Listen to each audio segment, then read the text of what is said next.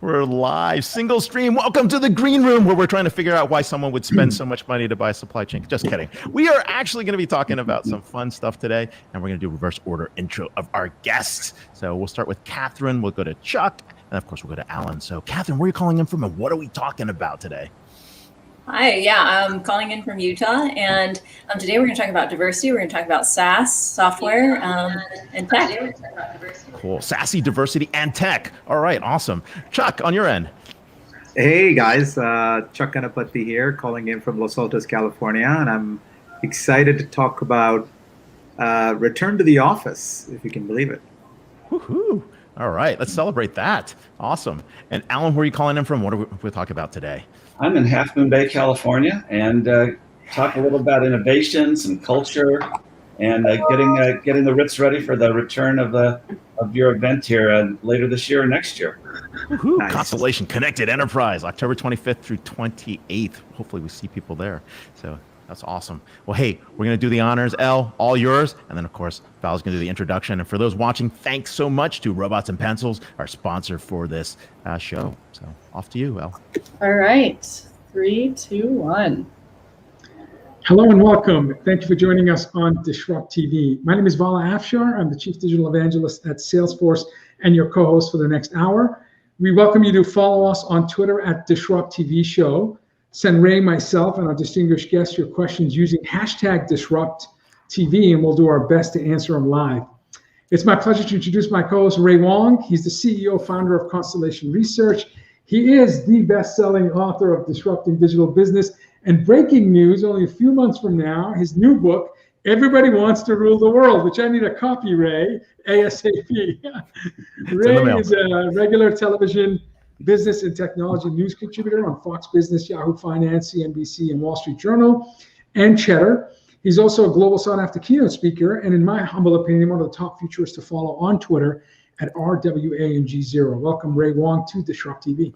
Hey, thanks a lot, Vala. Vala's my awesome co-host. He's the Chief Digital Evangelist for Salesforce. He's also the author of The Pursuit of Social Business Excellence. And more importantly, executives around the world pay attention to every one of his inspirational and insightful tweets. But when he's not hosting, he's keynoting or leading events at Salesforce and other venues. You can find him speaking on business TV outlets such as Bloomberg, and of course, posting insightful analyses on ZDNet, and of course, after this show. But it's not about us. It's about our awesome guests. And who do we have to kick it off today, Vala? Ray, it's our privilege. Our first guest is Alan Baum, Chief Technology Officer at H&M Group. Alan is the Chief Technology Officer at H&M, where he's responsible for strengthening the company's innovation and digitalization efforts and enhancing the shopping experience for H&M Group's global family of brands and businesses. Alan is an experienced digital transformation leader with nearly 30 years of experience innovating enterprise architecture, IT strategy, and cloud technologies. Prior to H&M Group, Alan served as Global CTO VP in IT Services and VP of IT Innovation at Procter & Gamble, and previously held numerous senior leadership positions in information and innovation at Coca-Cola, including his role as Global CTO. Alan serves as a member of the Board of Directors for the Cloud Security Alliance. In addition, he's a corporate advisor to several enterprise, cloud, and AI companies. Welcome, Alan, to DisrupTV. Thanks for having me. I appreciate the invitation. Look forward to the conversation. Thank you, sir. You know, when I think innovation, I think Alan Boehme. I always think Alan Boehme. He's been one of our BT 150 winners. He's always been at the edge of disruption. And you've worked at some amazing companies. How do you build and replicate that innovation culture from place to place? Because these are all very different companies you've been at, from Coke to P&G to now H&M. Well, I think the end of the day is being sort of grown up my business career, partially here in the Valley, partially in Los Angeles, but most of the time in the Valley. You go back to a Entrepreneur Magazine article was written, I think, in 2013, and you just apply it to work. And that article talked about the 5 unwritten rules of the Valley. And most corporations around the world, most people that don't live in the Valley don't understand it. I think the 5 that they quoted at the time was trust and be trustworthy, seek fairness, not advantage, pay it forward, open doors and listen, and experiment and iterate together. And this is so counterculture to so many large corporations on a global basis that if you just try it and you adopt it, you will see tremendous changes. And the most important thing is the listening. Spend time with the entrepreneurs at the train stations, at the coffee shops. Just listen, talk and listen, and you're going to learn so much that you can apply. You'll never know what you can't do to change your business. What amazing set of attributes, especially given the last 15, 16 months. The demonstrating empathy and fairness, having a beginner's mindset, being able to make strong pivots. I mean, in a light switch, the world, and including the retail industry, went to a decentralized, digital-only environment. Can you talk to us about your experiences, personal experiences, leading a large organization with this once-in-a-lifetime event that has impacted all of us, that being the pandemic? But I think what it is it's creativity. You got to be creative through this thing, and sometimes the best way to understand this is I joined a company in the middle of the pandemic that's 7,000 kilometers away, based in Stockholm, Sweden, which means I have to be creative. I have to be willing to be flexible, and I work nights, I work weekends, but it's just part of trying to fit in. But you also have to find new ways to communicate and do things to help people. Some of the people that I was talking to hadn't been outside in some countries. They were locked in. So I happened to have a house in Half Moon Bay and a house down in Pacific Grove. I'm fortunate to have that. And I was able to take video and show video of the seals birthing. It's the birds and things for people that were locked in landlocked areas of the world, to share those experiences, just to think differently. I needed to be able to get people to understand and think about, how is shopping going to change? How is the retail experience going to change? And certainly I have my opinion, you have your opinion, but I wanted to look at the next generation shoppers. I had a friend's 7-year-old daughter put together a video for me, and she talked about how she saw shopping changing in the future from her as it's coming out of the pandemic. And it was just amazing, the response that you get to see a little 7-year-old talking about how she's going to use Zoom because Zoom is what she uses for school. So you have to think creative and think different and bring all this together into the corporations that are stuck in one way of working and expand the mindsets. And that's where you go from there. Wow, amazing. It's amazing. It's not TikTok, it's Zoom, it's the things that are in front of you. It could be like any other piece of software. People are getting really creative with what they do. And we're seeing these shifts happen in terms of how people react. Now, one of the other things that, retailers are under a lot of pressure though, right? In this pandemic, there's a lot of innovation. There's also this issue around sustainability. That's been an issue I think your CEO and your board really care about as one of the top issues. How are you guys helping with that? Because I've seen the boxes in H&M where you can recycle clothes, but there's a lot more behind this that's in the background. Well, one of the reasons I joined H&M was because of the commitment and the principles and the values of the company. And that's what attracted me. This last year, we launched the Loop Machine, which takes fabric, recycles it, and creates new clothing out of it. And that's sitting in Stockholm, Sweden today. And I think you just have to open up your mind as to what the possibilities are in the future. At the same time, I think that when you look at the challenges of retail, we also have to remember, don't look at it just from a US perspective. Even though we were locked down in California, boy, were we really locked down. We got to admit that. Other parts of the country, other parts of the world stayed open. And what we've seen is when things open up, there is a resurgence. People want to go back out shopping, not just for shopping, but they want the experience. They want to socialize. It becomes part of their lifestyle is what they want to do. So I actually believe there's a pent-up demand for people to get back out, and we're going to see that pick up again. We're still seeing the advantages of online shopping, but Omni is going to replace everything. And that fully integrated lifestyle experience is what's going to be important going forward. And that's what we're striving for at H&M. Yeah. And that's what we're building to.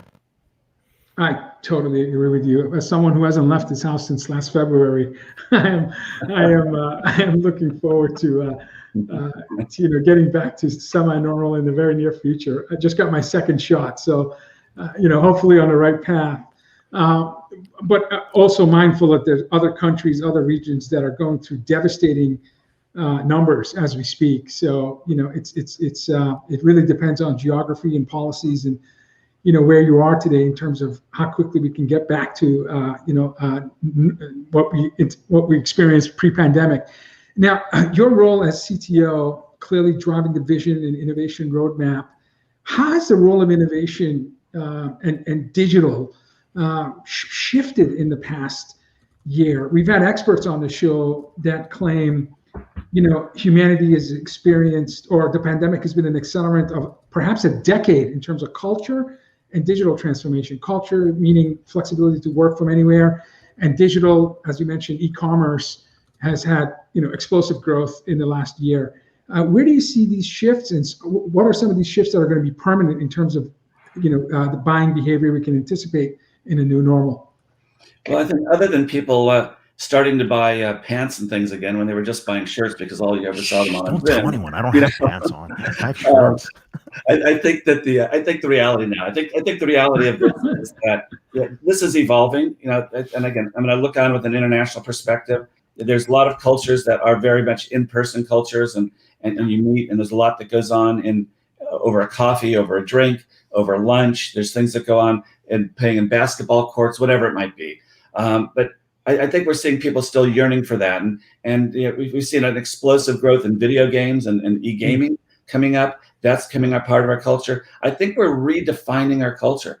I think that the kids that are in school today that have been stuck at home for a year are redefining how they're going to be shopping and the experiences that we're going to have. We have to start anticipating these things. We have to start understanding things are actually going to speed up more and more. Trends are going to develop faster when it comes to fashion. Trends are going to develop faster when it comes to all kinds of retail. And now we have to get our infrastructure, we have to get our technology in place so that we can move quickly and we can anticipate not just the digital world, but what's going to be changing in the physical world as well. Absolutely. Yeah, no, those are definitely great points. And what we are seeing, in that mix is really the shift, right? The shift in terms of how we actually grow and build these features and build, incorporate our social trends into what we do with our technology trends, into our buying habits. Do you think people are only going to get fit once? Right, you get fit once, and then everything gets shipped to your house digitally. You get the scan. Not the way you and I eat. Not the way you and I eat. Exactly. Right? But do you see trends like that emerging? Does that change the way you guys think about what is a retail store, or what happens when when people buy online and then never ever come into a store again, and the store is just like a place to hang out? Do those things factor in terms of that thought process? Well, I think it all comes into, in fact, in certain parts of the world, in certain stores, we've tried opening up coffee bars before, and with interesting successes and maybe not so interesting successes. We've looked at moving garments from store to store as opposed to using them almost as mini warehouses and things, not what they were intended to. Again, I think it gets to flexibility and agility here is trumping everything. We have to be able to meet our customers where they are, and we certainly are doing that. But our customers or locations are moving. We have pop-up stores. Sometimes that's the right solution. So I think the traditional way of retailing has changed forever. We've done a lot of partnerships with amazing designers, amazing companies. Those will continue. Partnering is going to become more and more important in the future. But I think we're going to have to be really flexible. Trends are going to be developed not by season. They're going to be developed by events and moments. And you have to be there when that moment occurs, or be able to react to that moment immediately. The application of artificial intelligence and ML in order to get better at predicting these things that are happening is going to be important, as well as the use of that technology to drive the trends and to drive these things in the future. And that's where we're going to get to very quickly. Hypothetically, and not putting words in your mouth. So it's like we're gonna get Dogecoin T-shirts at H&M next April 20th, right? It's gonna be those types of events that are gonna pop up. Great. Well, I think we're going to anticipate them, and we'll be there to trade on them first. So we'll see what happens. Yeah. There'll be like an NFT from H&M.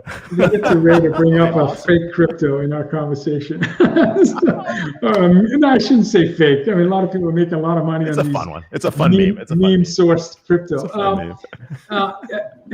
The market cap is about 30 billion plus, so I can't make fun of it anymore. At least not publicly. So what you said was really profound. You said that it's identifying moments of truth, and so I interpret it as creating value at the speed of need, stakeholder need, customer need, and those needs could be defined by a particular moment. Now, in order to do that, you have to have super optimized supply chain, back office, front office. You have to have ability to understand and interpret signals and convert those signals, as Ray says, to decision velocity that allows you to, again, create what your customers need. How much of your investment thesis is focused on, I would say, back office, supply chain optimization, ecosystem enablement, versus the customer front office touch points of H&M? Well, I can't even put a percentage on it, because I think at the end of the day, this is connected. This you're talking about a fully integrated offering is what you have to go to the market with. It's not as if you just produce a good, you turn it over to a third party to sell. We sell what we manufacture, we sell what we design. And I think that's one of the advantages that we have. Signals are going to become more and more important. The timing of those are going to become important. But the good news is the technology is shifting from 5G to even Apple putting LiDAR on their phone in the last release. All these things are pointing in the right direction to take advantage of these things. Now, can a company be creative and innovative enough to anticipate how you're going to use those technologies? That's where I come in. And that's what I've done from company to company. And that's why you have to break out of this box, not look at IT in a traditional sense. We have an organization we call Business Tech, which is the combination of business and technology. We are all part of the business. We have to listen, we have to learn, we have to anticipate, but we also have to become evangelists. I remember years ago when Cisco had evangelists going around when the internet came around. Apple had their evangelists that were going out there. Now what happens is technology organizations have to become evangelists. They have to evangelize both inside, but they have to be so connected to the customers. They have to understand and be out there. One time when I was at Coca-Cola, one of the former execs told me, I was there about a month, and he said, "What have you been doing this last month?" I said, "I've been going around and talking to people." And he says, "Well, who have you talked to?" And I gave him a list of people. And he says, "You haven't learned anything." He says, "Let me tell you one rule about running a corporation. No money is actually ever made in a corporate office." He says, Wow. Get out and ride with the salespeople, work with the merchandisers, go into the factories. He says, once you understand all of that, he says, then you're going to be able to make real change, because you're going to understand where things are going. So I've spent the first few months of the year visiting stores while they were open, visiting warehouses, and trying out things there, because that's the only way that you know. So I think that this shift is coming, but you have to open yourself up to new ways to absorb information. Alan, that is great advice. I received similar advice, and it's until you visit customers and see your customers, you really have to live on the edge. We always hear put customers at the center of your business. I've never had a customer ask to come to be center of my business. The opportunities to innovate is always at the edge of your customer's business, so you can see how they delight their customers. It's great advice. But I have a follow-up question. A lot of industries look at retail to determine their vision and roadmap, because they believe that your sector is not a laggard, but a sector that's always looking to innovate, always looking to differentiate.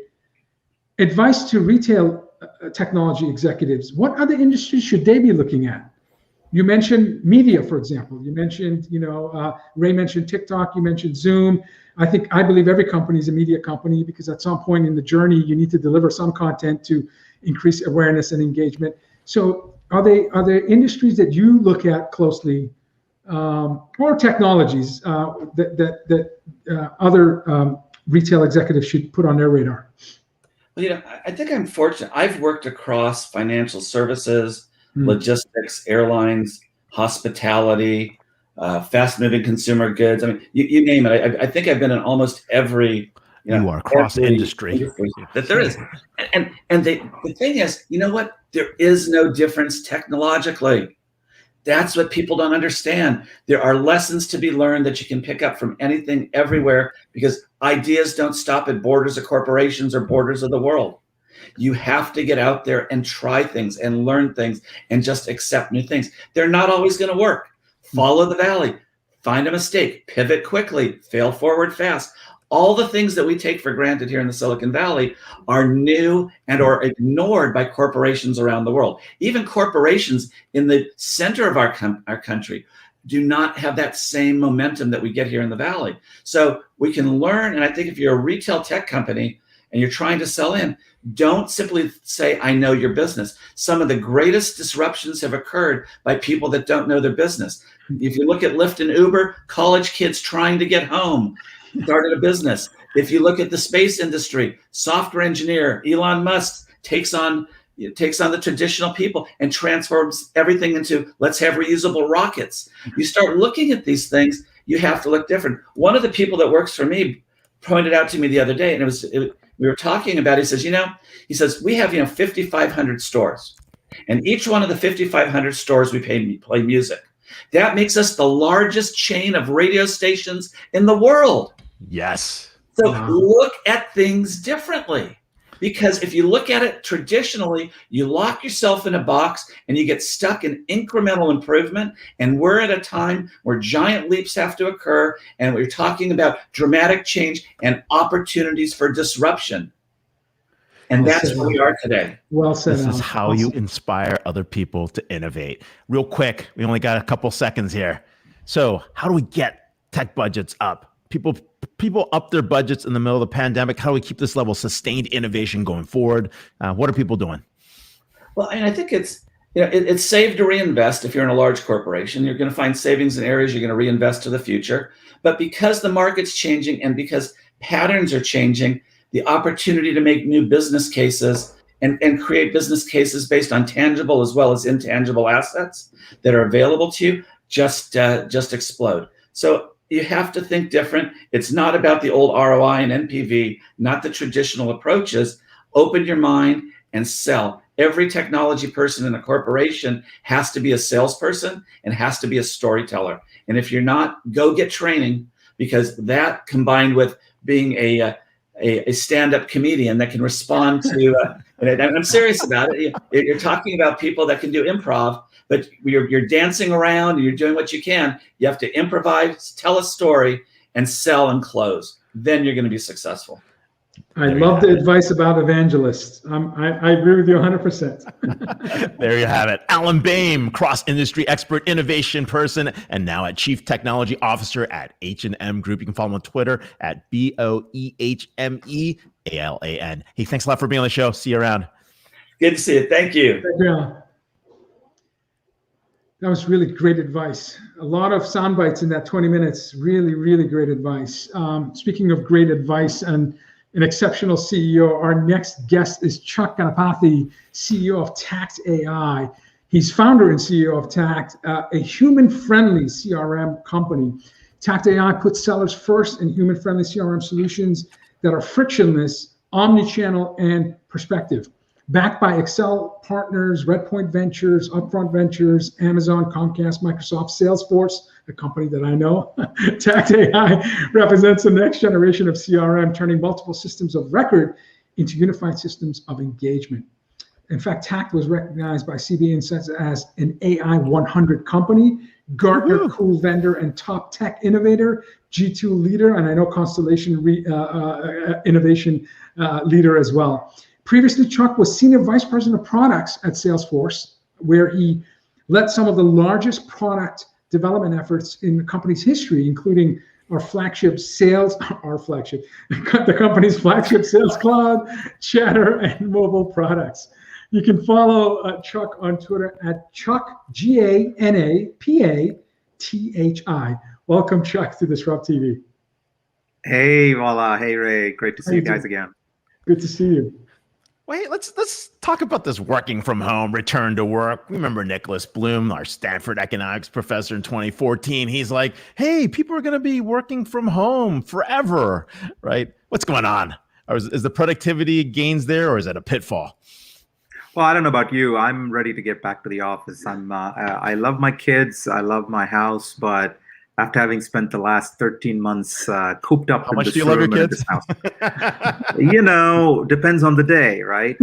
So it turns out our school district opened full time as of this week. So I'm a new man this week. I'm starting to wear pants now, Ray. So I did get my second shot, Vala, like you did 3 weeks ago. So I'm good to go, and I'm ready to get back to the office. But all joking aside, it's a tricky topic right now, and I say that partly because some of us in California are rejoicing. We're vaccinated. San Francisco's vaccination rate's high. People are starting to get back, and life is starting to return to some semblance of normalcy. But I look back to my colleagues and my own family back in India.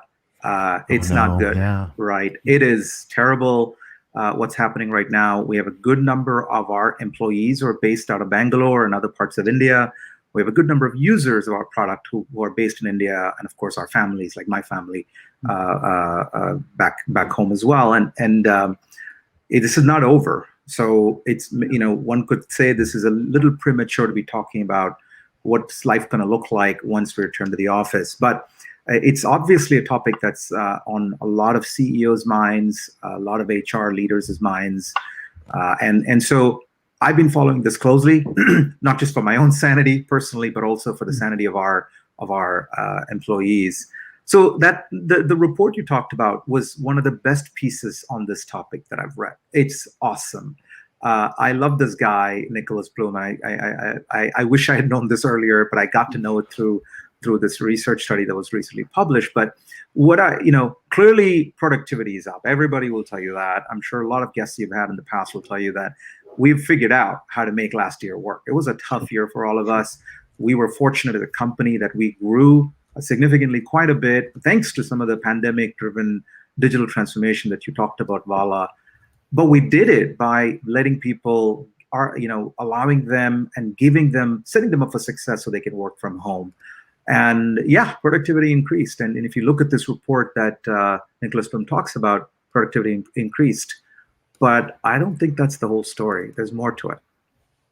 Yeah, no, absolutely. I mean, like you said, pre-pandemic, obviously, the world demonstrated that you can work and be productive in offices. The last 14 months, we've demonstrated to society and ourselves. We've had so many CEOs that said they didn't believe at the beginning of the pandemic that they could be productive, they could sell, they could engage customers remote, digital only to find that they had the best quarter, the best fiscal year, the best performance in their company's history, including my company.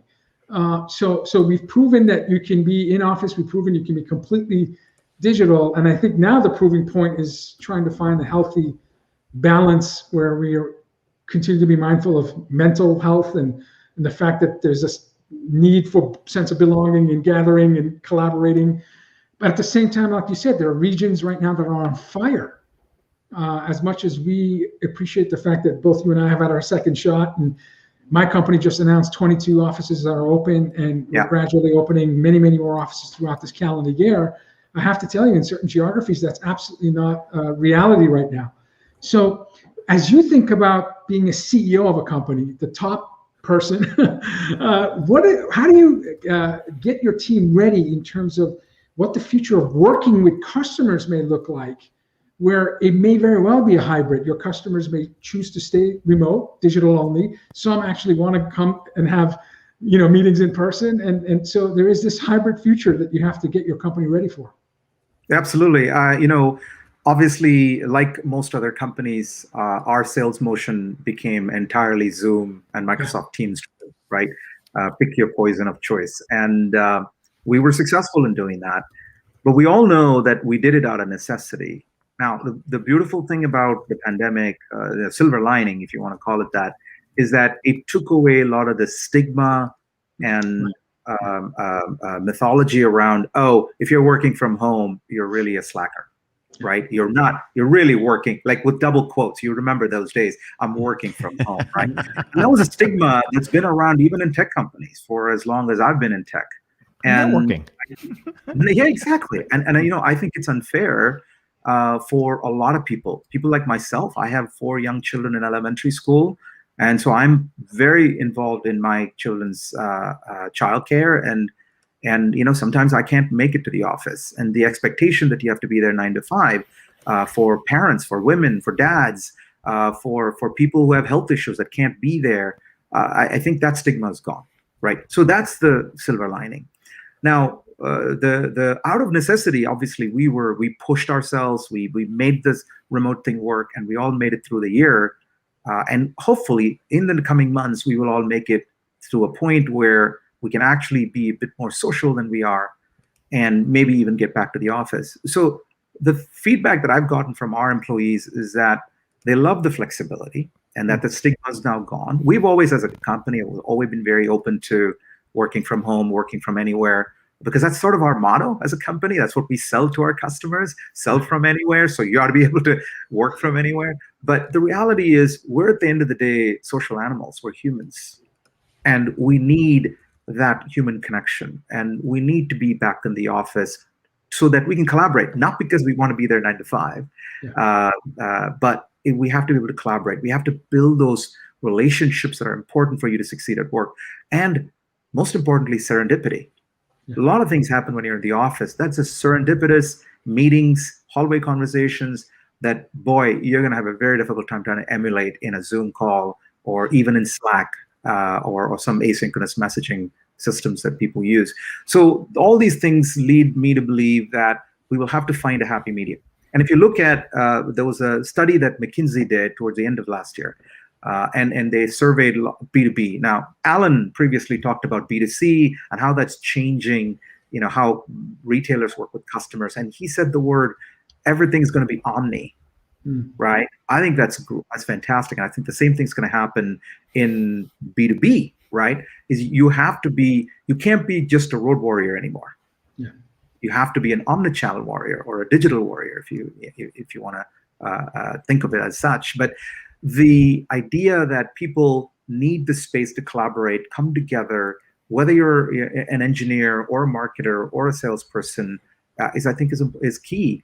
And that's how people discover these skills that people you can't just measure an employee by their output, right?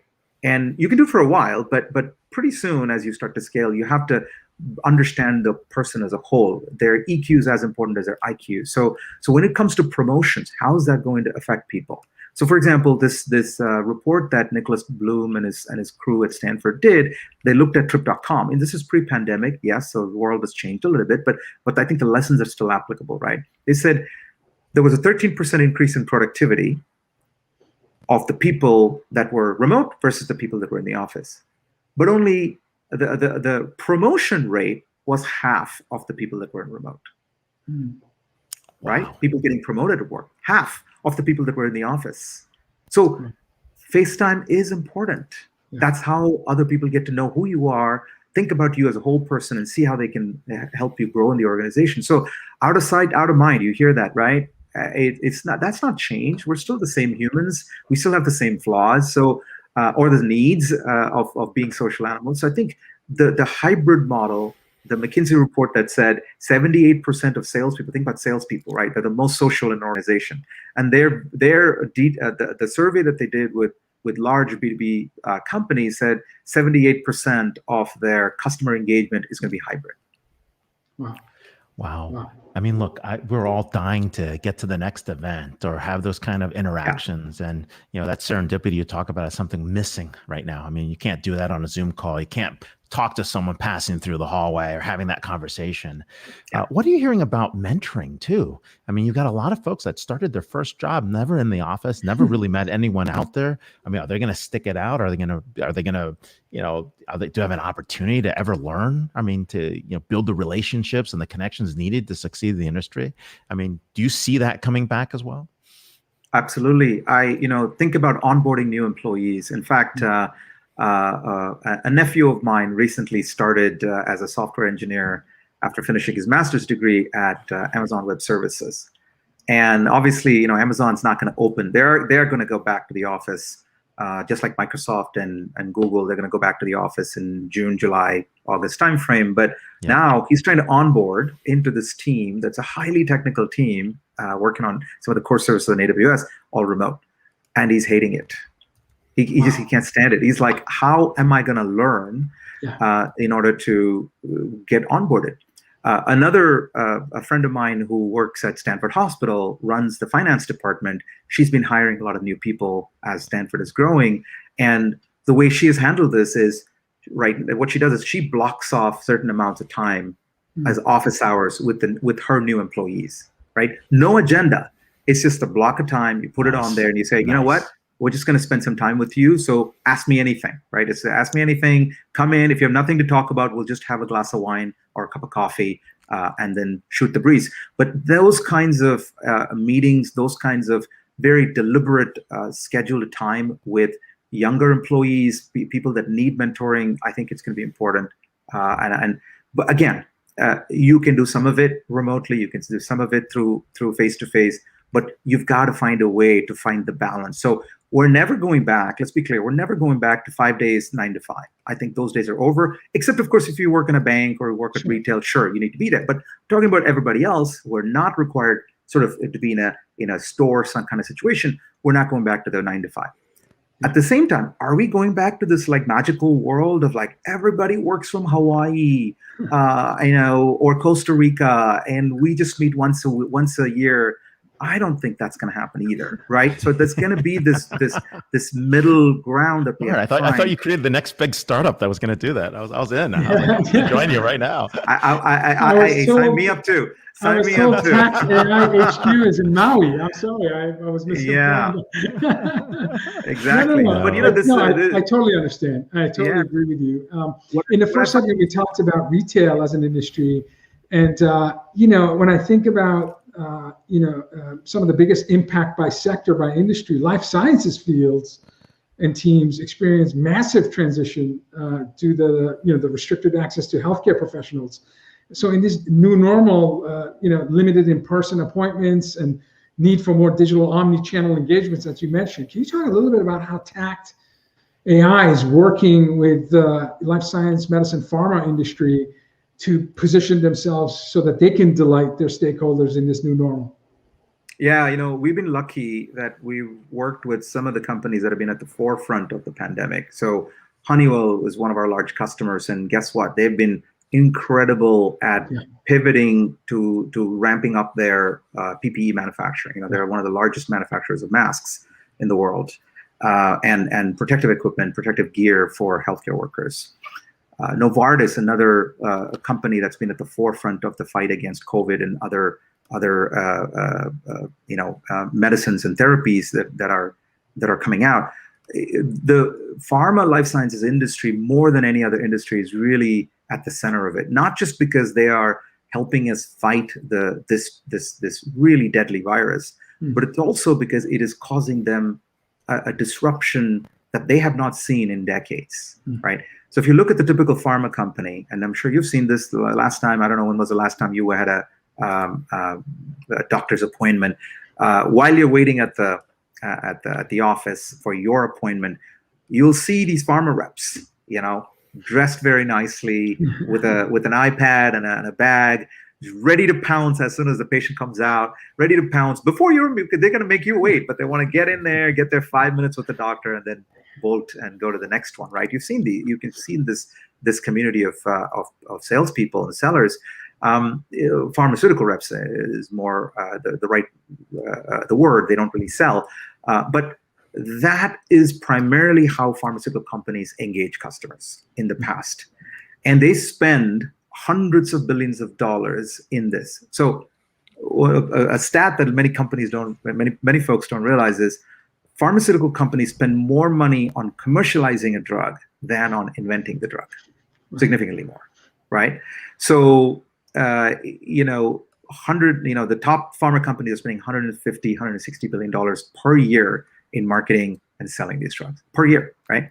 So tremendous amount of money, and most of that marketing happens through. There's a couple of million people around the world across all these pharma companies who are pounding the pavement, going into every doctor's office, every hospital, trying to make sure that the doctor has the latest information about the efficacy of their drug, the clinical trials, how to find the right patient, and so on. It's very important work, right? For all of us, we all benefit from that because pharma companies really care about patients and their outcomes. The problem is, last year meant that the one place you could not go, sure, you couldn't go to your Starbucks, but the one place you couldn't enter last year was the hospital, unless you had COVID. Even non-emergency surgeries were being postponed. So I think their world has changed fundamentally because of this, and our technology has really helped them kind of say, like, how do we go from this old way of just face-to-face to this new omnichannel way of, yes, face-to-face is important, being in the office with the doctor, with the customer is important, but also engage them asynchronously. The way we engage our families with WhatsApp or WeChat, that is a new element that I think is going to fundamentally change how pharma companies engage customers. I agree. All right, real quick. How's the startup scene in the Valley today? Is it there? Is it enterprisey? Has everything moved to Seattle and Austin? Like, what are we going to hear about? We're going to hear about Salt Lake City soon later in the next episode, but next section, like where is it? Where's it happening? Like, does it still feel like the Valley did like in the 90s and 2000s, or are we losing that out here? I worry that we're losing it. I worry that the days of eating cold pizza and drinking warm beer in someone's garage and inventing the next big thing are mostly gone. Wow. And part of it is, I think big tech is in some ways destroying small tech, startup tech, because if you're going to pay, computer science graduates, money, hundreds and thousands of dollars, in some cases, ridiculous amounts of money to come and work and fix bugs at Google, it's very difficult to get people to come out and take these kinds of risks. So I think it's affecting the risk tolerance of people just because so much money is being thrown at young professionals who would be these startup founders. At the same time, the hunger has moved to other places. So Bangalore, for example, I go to Bangalore. We have a big office in Bangalore. I go there at least twice or three times a week when there's no pandemic. A year when there's no pandemic. But I see the spark that I saw when I first moved to the Valley in 1997, I see in Bangalore. And I worry that with the exodus that's happening in Silicon Valley, plus the money that's being thrown at people who would be founders, so they're not starting the companies I think they are. So there is some cause for worry. Wow. Yeah, I know. We see it in Tel Aviv. We see it in Shanghai. We see it in other places where people really want to go build the next startup. Definitely there. Chuck Ganapathi, visionary entrepreneur, visionary Salesforce exec, and of course, enterprise software star, CEO at Tact Ai. You can follow him on Twitter at Chuck Ganapathi. And more importantly, thank you so much for being on the show. And we do have to connect since you're in my backyard. Yeah. Thanks, guys. Thanks, Chuck. Take care. Thanks for being on the show. See you in the green room. He's a brilliant developer and entrepreneur. So, it's great advice in terms of getting ready for the new normal, and hopefully that'll be a hybrid construct where we can see people. And that stat about only 50% of remote being promoted, that's an eye-opening. Our next guest is Catherine Wong, Chief Product Officer, Executive Vice President of Engineering at Domo. Catherine brings extensive technology engineering management experience to Domo's seasoned leadership team. She joined Domo from Adobe and Omniture, where she started more than 15 years ago as a software engineer. Catherine started when she was 10. During her tenure, Catherine ascended through the ranks, taking on increased and variety of responsibilities with key roles in product management, M&A, product integration, technology architecture, engineering management, and leading global teams of more than 500 people. Catherine's also original member of the advisory board for the Women Tech Council and served on the advisory board for the College of Engineering at University of Utah. She's been recognized for leadership and championship contributions with the Women Tech Council. You can follow Catherine on Twitter at Catherine Wong, CatherineWong. Welcome, Catherine, to DisrupTV. Thank you for having me, guys. Great to see you. Good to see you. We're excited to have you. And, I have to harken back to the days where I'm sitting at Snowbird watching Josh James do some crazy stuff. And there you are running around as a young product manager, right? I mean, those were the days, right? Back in the Omniture classic days. And it's 2013. Someone gives you a call, says, errors coming in as the chief scientist. And you say, yes. I mean, there's nothing there at the time. You decided to join, and Brett shows up, and you're like, fine, I'll go join him. Tell us the story, how you got started, and why you decided to jump in at Domo. Those were the early days. Those were before anything was out there. I mean, we're talking about PowerPoints and slides. I mean, it was pretty exciting at that point. Yeah, the shift to Domo at that time, like you said, they were in stealth mode. And so there wasn't a lot of understanding of what they were tackling. And I knew that I wanted to do one more startup. And as I looked at what they were doing, it just really was compelling to me because, this is the problem we're familiar with, right? There's tons of data. We've talked about big data forever. And really the question is, how do you inspire action on that data, right? How do we leverage it and how do we actually get value out of it? And so that's what Domo's mission was. I loved the approach that Josh was taking in typical Josh fashion, as you said. He really asked the question, what's the end state? What do I want to be able to do with the data? I want to be able to look on my phone, and understand what is going on. What are my numbers? It feels like this should be possible. I can know what my neighbor had for breakfast this morning based on social media. I didn't even want to know that, but they can tell me that. And so, right, being able to run our businesses from our phones, being able to answer the questions we want, that's really Domo's mission, and inspire that data-driven decisioning that we all know. We've talked about forever. It's there, it's possible, but there was just some friction to get to that. And so it's been a blast to be here at Domo with the team. The team is incredibly talented, passionate, hungry. And so it's been fun. That's awesome. Well, we have a lot of folks in the startup space that watch the show. We've had many founders of startups on the show. And all of these companies are trying to do what you've done multiple times. They want to build and scale their platforms, which you did at Omniture, Adobe, and now Domo, and they want to build a product roadmap that delivers new features and innovations, at unprecedented speed. So can you share what advice, what have you learned with those experiences at these companies that have accomplished what many startups are trying to accomplish now? Yeah, I could talk for hours on this, but I'll keep it short. I think when it comes to growing at scale and speed, the way that a lot of times this is asked about, I always encourage us to think about the different vectors, right? So there's scale and speed when it comes to the actual data that you're usually dealing with. There's scale and speed in delivery of product, like you mentioned on the roadmap, right? How are we growing that way? Customer base is another vector. How are we adding the customers? What rate, what pacing, right? What are they doing? And then oftentimes these smaller companies, when you're at a smaller company, you're growing your team. You're building a culture, right? And you're trying to scale that and make sure that that's becoming what you want it to be intentionally. And I think looking at these vectors is really important. When it comes to scale, and particularly with customers, one of the things that I advise the up-and-coming technology leaders is to embrace the customers that scare you. There are always those customers that are exceptionally bright. They're pushing the boundaries of your product. You know how to fulfill the scale that they're asking for eventually, but it might be sooner than you're ready, or it's, they're taking you on that journey faster. And I would say embrace them. Bring them in closer. We've done that repeatedly. I've learned so much by doing that. At Domo, we were talking with a top retailer. They saw the vision, they got it, and they wanted to push us faster than I had anticipated that we would be going. And it was profoundly important because by bringing them close, having them on the customer advisory board, really understanding what they were trying to do, what was the strategy, we were able to accommodate that. And that, of course, enables additional customer growth, and your product is growing in a very purpose-driven way.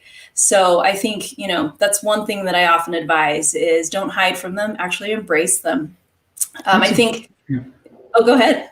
No, I was going to say that's a great answer, because you mentioned, there's the company vector, the size of how fast you're scaling your company, the install base vector, your customers, right, your roadmap vector, and then how much you can consume in terms of data that leads to understanding and improved decision velocity. Which one of those vectors do you spend the most of your time, or is what vector is most important if you have to prioritize? Maybe this is asking about your favorite child and it's hard to answer, but is there one of those four vectors where a chief product officer should spend more of her time to ensure company success? The hard answer is it's a pretty close tie across all of those. I don't think you can neglect any of them. Yeah. And so it's a pretty close tie. That being said, I do think as the chief product officer, certainly you're going to really make sure that you don't miss the signal on the customer growth vector and as well on your organization. Because, in my background's engineering, and oftentimes we're talking about the technical problems and the challenges and how do we resolve that, and that's really fun.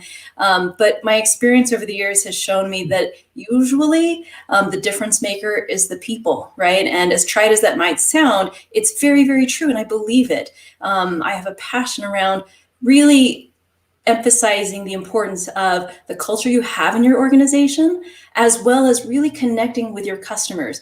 The more that I can connect our product engineers, designers, and product managers with the customer, it just is such a game changer. And we saw that during the pandemic even, right? We all had to rally together. We were all facing, these really difficult situations. And so not only were we using the product to help, for example, track shipments of COVID tests to make sure they were getting out, but at a very human level, that was meaningful. That was meaningful work to our team to know that we could help in that way, and we could really facilitate that for the greater good. And I just think that is invaluable. You cannot, you can't, I don't think, achieve amazing success if you don't have that human connection and the value on your people. Well said. Well said. I agree. No, great point. Right. Let's talk a little bit about working from home. You've been kind of vocal about that, talking about how you cope, how you make it work. We were just talking about how hard it was with different teams, right? Especially in products and getting that spark of innovation. How do you find that balance between work, life, getting the product teams inspired, creating those sparking moments of innovation? How do you put all that together? Yeah, I think this is something we've all kind of gone through, right? And really grappled with. Working from home, as you guys covered, previously on this show with Chuck, and it's been something that I think we've all adapted our skills to, and I think that's key. As a mom, I've got 4 kids, and trying to balance schooling and their needs as well has been important. I think one of the things we've done that has meant a lot is we adapted some in-person practices to the digital world. So it used to be that every week I would roll this big kind of trophy around to recognize someone who really went above and beyond, and I would fire a confetti cannon. It was just, I don't know, it's a fun thing. That's kind of awesome. how, it's really great. But when we went to work from home, right, I'm not going to roll a confetti cannon around.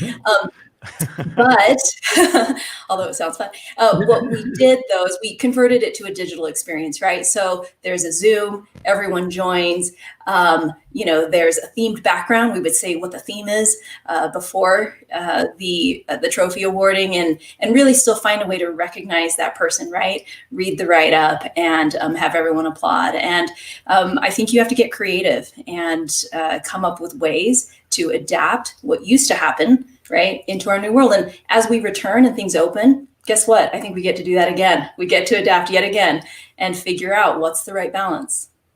That's awesome. I would think your 4 kids would love the cannon at home, but that's just me. right before dinner, boom. Right. I know my 3 kids would love it, and I would get in trouble with the missus. So you served as an original member of an advisory board for Women in Technology.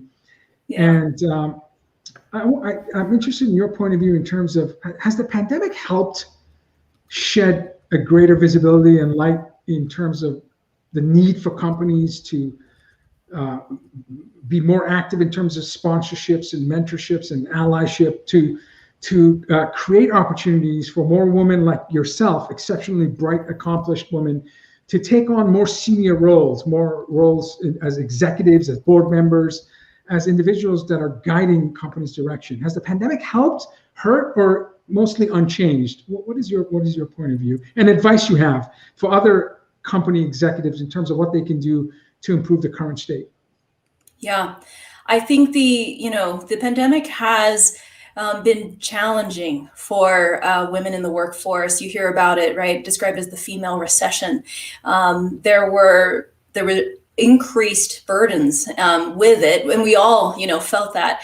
But with women in particular, we definitely saw that it was challenging for them. They were expressing, I think in September of 2021, out of 4 that were surveyed said, I'm considering leaving the workforce, right? Wow. Because it's just so much work.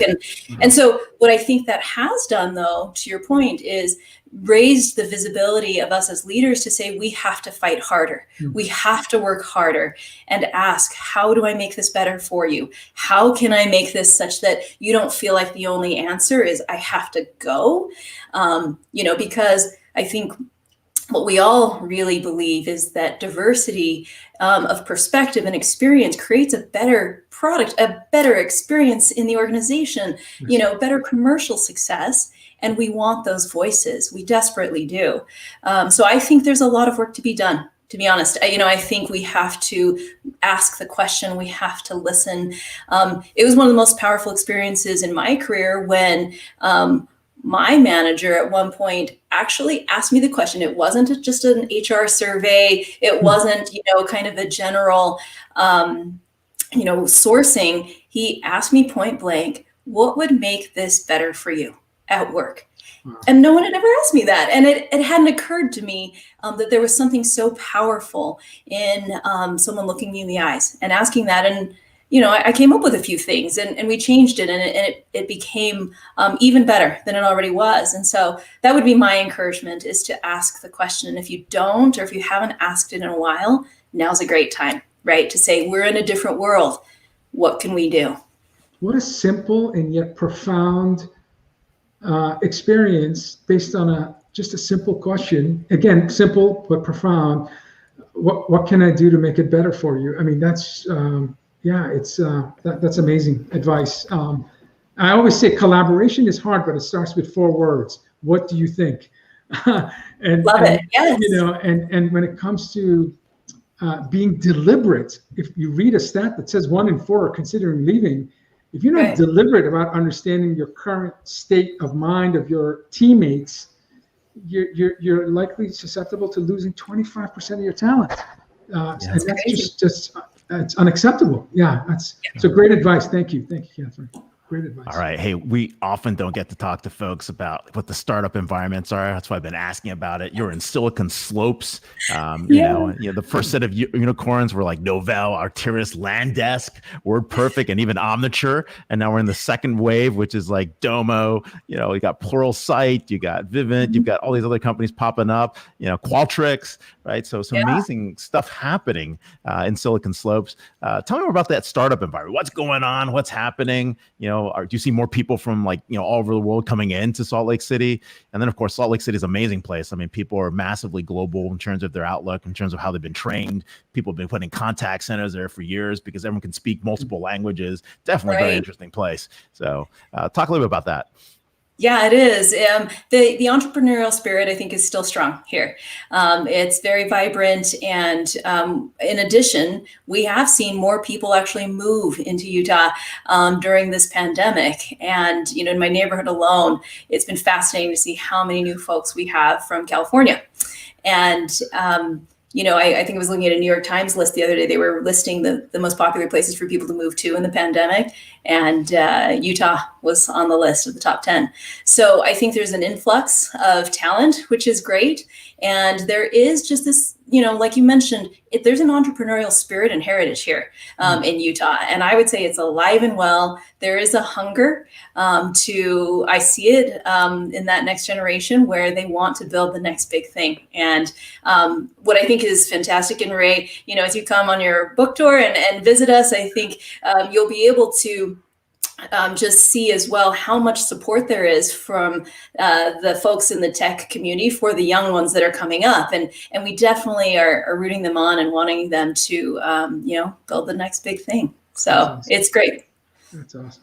Oh, it's amazing. We are seeing a lot of innovation. And I mean, it's just, as people do leave the Bay Area and try other places, we are seeing, Salt Lake City, Austin, we're seeing parts of Florida, even Miami's becoming a tech center. So it's good to see that decentralization and distribution of tech talent around the country. RTP, another great place, Boise, Idaho, and of course, some parts of Las Vegas. So it's fantastic, right? I think it's going to just open it up and bring us even more diversity and inclusive-ness. So come to Boston. We've got great sports teams and universities. And clam chowder. I love it.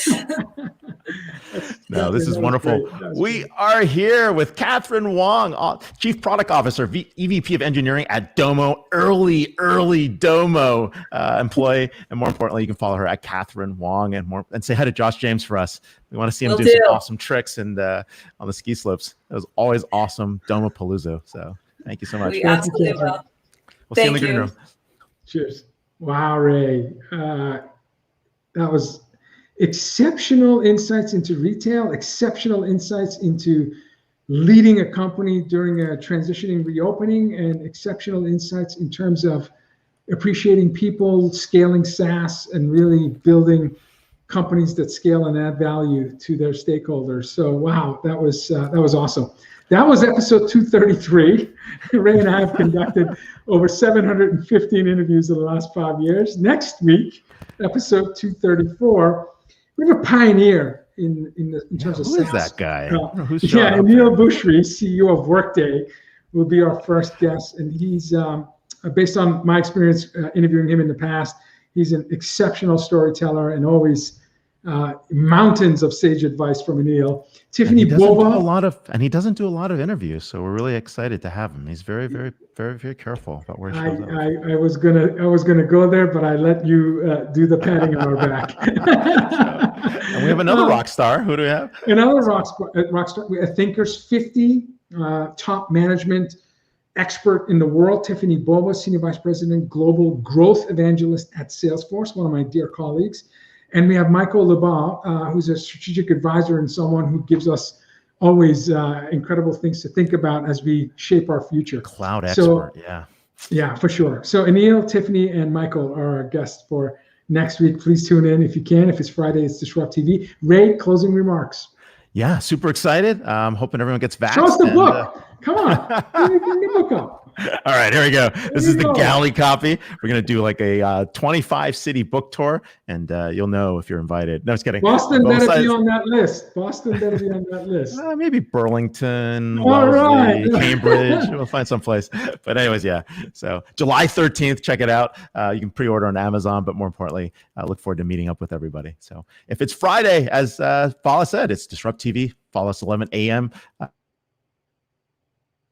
Friday. Thanks a lot. Bye, everyone.